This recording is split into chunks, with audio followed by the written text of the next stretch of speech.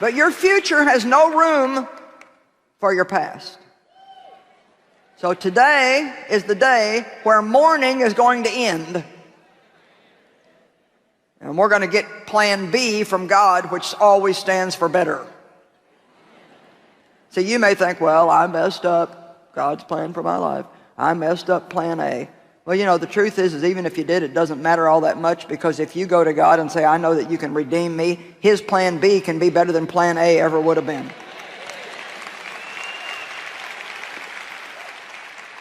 1 Samuel chapter 16. The Lord said to Samuel, how long will you mourn for Saul, seeing that I have rejected him from reigning over Israel?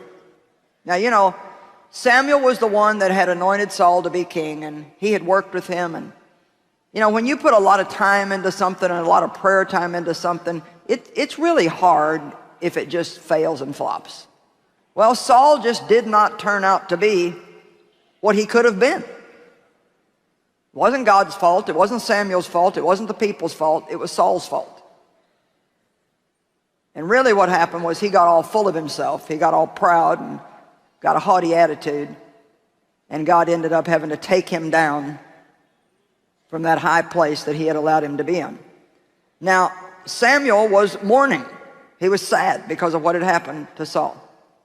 And so the Lord spoke to Samuel, to the prophet Samuel. He said, how long are you going to mourn for Saul? I've rejected him, that's over. Now he says, fill your horn with oil, and I will send you to Jesse the Bethlehemite, for I have provided for myself a king from among his sons. Let me tell you something. God is never without a plan. Do you hear me? Even though there's so many problems in our nation right now, I believe God's got a plan. If he can just get somebody to stand up and take some action, or several somebodies, God's got a plan.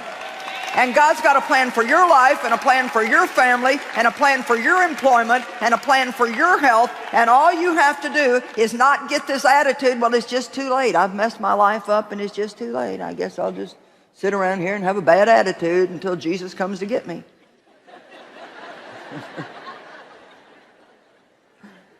No, we can't do that.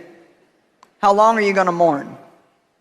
You know, under the Old Testament law, and I find this very interesting, they were only allowed to mourn for 30 days. It was a law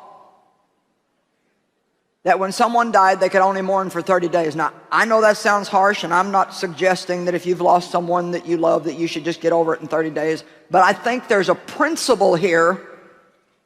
How long did I mourn because I was abused in my childhood and my parents really didn't and never would love me? Not what real love is anyway. How long did I mourn over that, and how many years did I waste?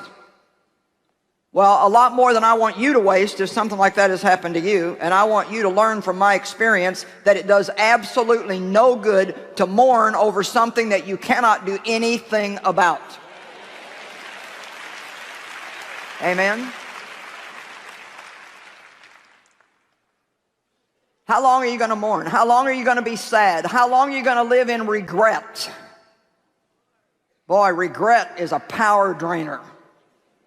I wish I wouldn't have. I wish I would have. Well, if you didn't, you didn't. And if you did, you did. And so this is today. And let's be now people, because faith is now. Faith is not yesterday. Faith is not tomorrow. Today, I have faith that God can take care of yesterday. And today, I have faith that God will take care of me tomorrow. Why did Jesus call himself the great I am? And why did God say, I am that I am? Because he wasn't the great I was. Nor did he call himself the great I will be. There's a message here. He said, I am. I am. Why are you frightened and distressed? I am. I am here right now for you in your life, right where you are at today.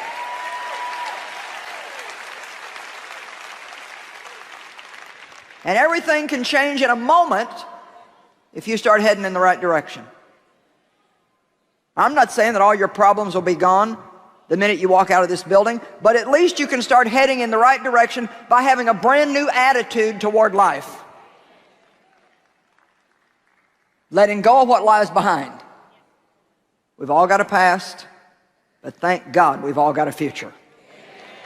Amen.